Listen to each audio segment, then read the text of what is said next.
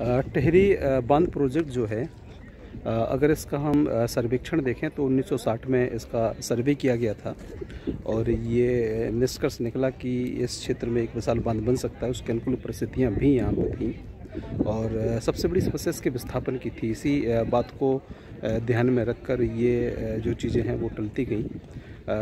1974 में 1974 में इस पूरे प्रोजेक्ट को मंजूरी मिल गई और मंजूरी मिलने के साथ ही ये प्रोजेक्ट प्रारंभ हो जाता है। ये जो टेहरी प्रोजेक्ट है वो प्रारंभ हो जाता है। ये जैसे ही ये प्रोजेक्ट प्रारंभ होता है, इस क्षेत्र में सबसे बड़ी जो समस्या खड़ी होती है वो ये खड़ी होती है कि ये क्षेत्र एक तो पर्वतीय क्षेत्र है और यहाँ पर जो प्लेट टेक्टोनिक के आधार पर अगर हम देखें तो प्लेट विस्थापन जैसी समस्याएं देखने को मिल जाती है। यानी कि प्लेट जो है वो इंडियन प्लेट के अंदर इसी क्षेत्र से एक सेपरेटेड होकर के मूव कर रही है। यानी कि इंडियन प्लेट के अंदर इंडियन प्लेट के साथ यूरेशियाई प्लेट की ओर ये जा रही है। इस बात को ध्यान में रखते हुए जो पर्यावरणविद थे उन्होंने इस मुद्दे को उठाया और बोला कि ये जो टेहरी प्रोजेक्ट है इसको प्रारंभ नहीं करना चाहिए, क्योंकि अगर टेहरी प्रोजेक्ट प्रारंभ होगा तो कभी ना कभी हम भीषण बाढ़ों को आमंत्रित कर सकते हैं। एक प्राकृतिक जैसी आपदा यानी मानव निर्मित एक बहुत भीषण आपदा को हम आमंत्रित करेंगे, क्योंकि अगर इस बांध में कोई भी दुर्घटना होती है यानी कोई भी एक्सीडेंट होता है तो प्रॉब्लम से खड़ी हो सकती है कि कुछ जो जगह हैं वो पूरी तरह से जलमग्न हो जाएंगी, यानी बाढ़ की समस्या का सामना करेंगी और हो सके कि उनका अस्तित्व ही समाप्त हो जाए। जिसमें अगर हम देखें तो देवप्रयाग, ऋषिकेश, हरिद्वार, बिजनौर, सहारनपुर और यहाँ से होते हुए दिल्ली चूँकि इससे प्रभावित नहीं होगा ज़्यादा, लेकिन जितने गंगा के किनारे वाले जो क्षेत्र हैं, जो ज़िले हैं, वो पूरे के पूरे जो हैं वो प्रभावित हो जाएंगे। एक अन्य मामला ये निकल कर के सामने आया था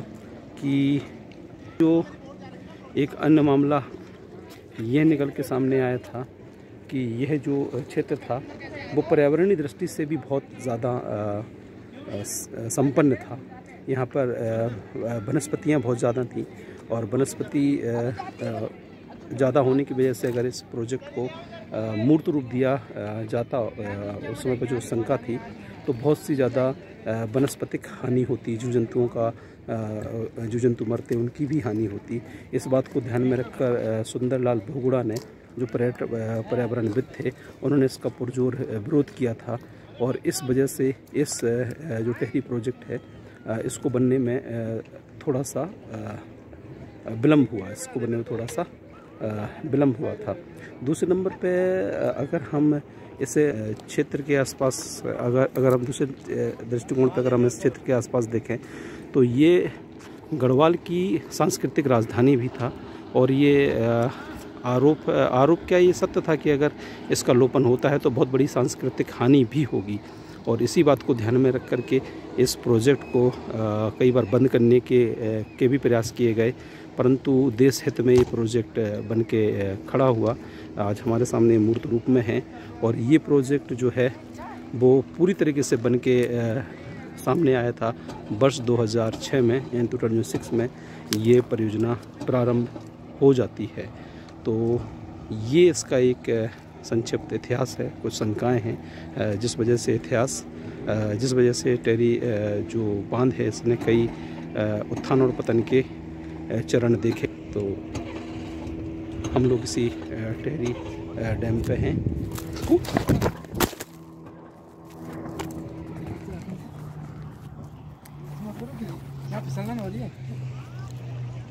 ऐसी फोटो खींच रहे इसलिए हमें भी गिर गया था। न्यू टेहरी से जैसे आप नीचे उतरें तो आपको पूरा का पूरा स्पष्ट नज़ारा देखने को मिलना शुरू हो जाएगा, देखने को मिलना प्रारंभ हो जाता है टेहरी डैम का। ये थी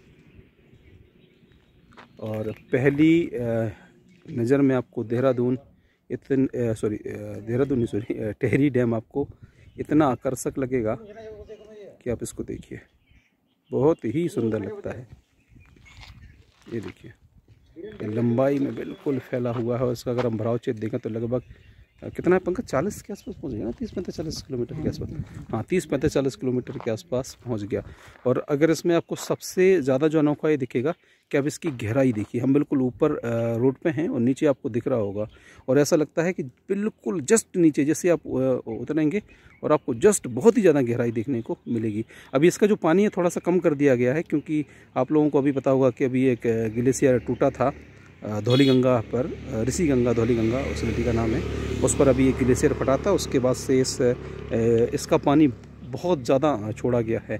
एक तो कुंभ की वजह से भी इसको छोड़ रहे हैं, ताकि हरिद्वार का जो भीमकोड़ा बिराजना में पानी की कमी ना हो, क्योंकि कुंभ के समय पर पानी की उपलब्धता वहाँ पर अच्छी खासी बढ़ानी है।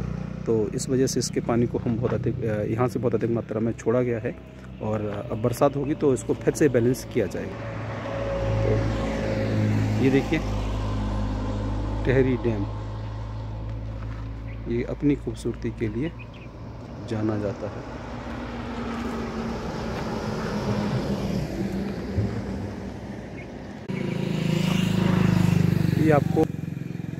ये आपको पूरा टेहरी बांध दिख रहा होगा। इसका पानी देखिए कितना ज़्यादा नीला है। और ये देखिए पूरा कितने दूर तक ये बांध फैला हुआ है। वो बोटिंग कर रहे हैं लोग।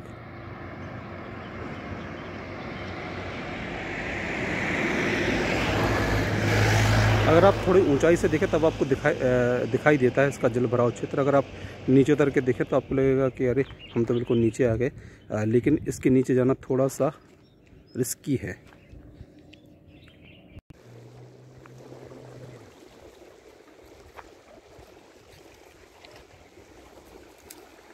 ये देखिए, यह है टेहरी डैम। और टेहरी डैम में जो पर्यटन के लिए जो बोटिंग की सुविधा है, ये वहाँ पर बोटिंग की भी सुविधा है। ये देखिए आप, बोटिंग यहाँ पर हो रही है, आपको सामने दिख रहा होगा।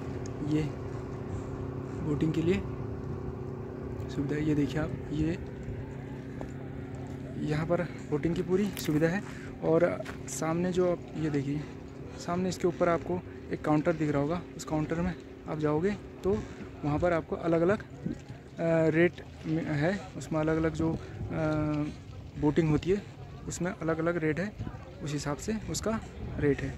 ये देखिए, और ये है टेहरी डैम में पर्यटन के लिए अभी विकसित हो ही रहा है, विकास इसका किया जा रहा है, अभी शुरू हुआ ही है ये देखिए। और ये काफ़ी विशाल आपको दिख रहा होगा। ये देखिए पूरा समुद्र की तरह आपको नीला एकदम जो वाटर है इसका पानी दिख रहा होगा। ये देखिए, तो आप जब भी आएँ इसमें, आप यहाँ पर बोटिंग कर सकते हैं और बोटिंग का लुत्फ़ उठा सकते हैं।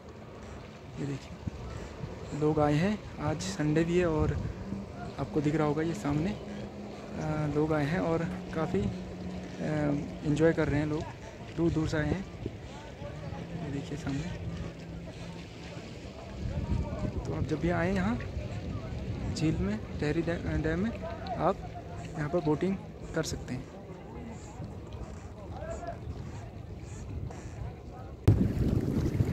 टेहरी बांध जो है वो दो नदियों के संगम पर बनाया गया है। दो नदियों के संगम पर बनाया गया है।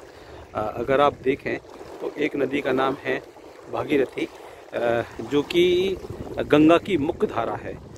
तो वो जो गंगोत्री से निकल के आ रही है, ये जो आप नदी देख रहे हैं ये गंगोत्री है, सॉरी भागीरथी है, जो कि यहाँ से आ रही है।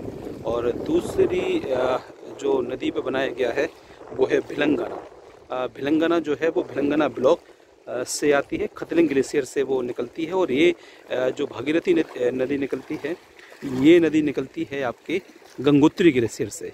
तो ये जो टेहरी डैम बना हुआ है ये भागीरथी और भिलंगना नदियों के संगम पर ये ये डैम बनाया गया है। जो टेहरी डैम है वो भारत का सबसे बड़ा बांध है। और अगर हम विश्व के बड़े बांधों की चर्चा करें तो ये जो टेहरी डैम दिख रहा है, विश्व के बड़े बांधों की चर्चा करें तो ये जो टेहरी डैम आपको दिख रहा है, ये डैम विश्व का 5वां सबसे बड़ा बांध है। कहीं कहीं इसको विश्व का 8वां सबसे बड़ा बांध बोला गया है, कहीं कहीं इसे विश्व का 5वां सबसे बड़ा बांध बोला गया है। तो ये जल धारण क्षमता के हिसाब से अगर सही आंसर इसके में हम देखें तो ये विश्व का वर्तमान में 5वां सबसे बड़ा बांध है। और अगर ऐसे हम भारत का देखें तो ये जल भराव क्षमता के आधार पर भारत का सबसे बड़ा बांध है। टेहरी विकास परियोजना के तहत यह बांध बनाया गया था। अगर इस बांध की हम ऊंचाई देखें तो 260.5 मीटर इस बांध की ऊंचाई है। और ये बांध जो है वो 2 राज्य और 1 केंद्र शासित प्रदेश और केंद्र सरकार के सहयोग से मिलकर के बना था। इसमें 75% जो पैसा वहन किया था वो पैसा वहन किया था आपके केंद्र सरकार ने, और 75% यानी 75% जो पैसा वहन किया था वो किया था आपके केंद्र सरकार ने, और 25% जो पैसा वहन किया था इसका वो किया था उत्तर प्रदेश सरकार ने। क्योंकि ये जिस समय पे शुरू हुआ था उस समय पे ये जो बांध क्षेत्र था ये उत्तर प्रदेश सरकार के अंतर्गत आता था। तो और वर्तमान समय में यह बांध जो है वो उत्तर प्रदेश, उत्तराखंड, दिल्ली को पेयजल उपलब्ध कराता है, साथ में केंद्र सरकार और राज्य सरकार को बिजली भी उपलब्ध कराता है। तो ये टेहरी विकास प्राधिकरण के अंतर्गत इसको डेवलप किया गया है। तो ये बांध जो है वो राष्ट्रीय धरोहर भी है। ये आपको नीचे दिख रही होगी भागीरथी नदी, और ये देखिए नीचे ये है टेहरी का वो पावर स्टेशंस जिस पे इलेक्ट्रिसिटी बन रही है। ये देखिए डैम, और देखिए कितनी छोटी सी आपको भागीरथी दिख रही होगी। ये है वहाँ जो पानी छोड़ा जा रहा है, और अब जल भराव क्षेत्र आप देख ही रहे हैं, यहाँ पे बहुत अधिक है। ये था टेहरी डैम का एक टूर। बने रहिए हमारे साथ। जय हिंद।